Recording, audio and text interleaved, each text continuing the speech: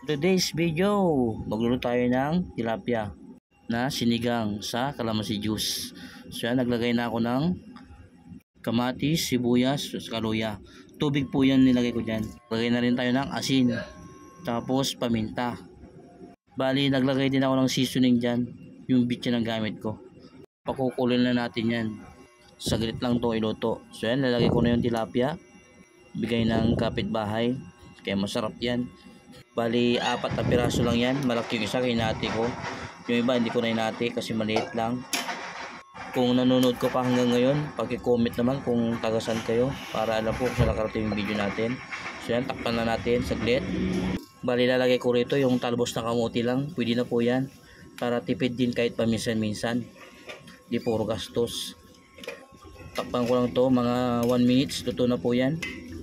So yan, luto na yung sinigang natin na tilapia. Bali, ginamitan ko lang ng kalamansi juice. Mas masarap po yan, kaya i-try nyo na. So yan, luto na po yung natin. Kain tayo. Ito po yung finished product. Maglalagay ako ng sili mas masarap. Para pag higop, medyo mainit din sa lalamunan. Papawisan ka rin. Mana! At sa panood.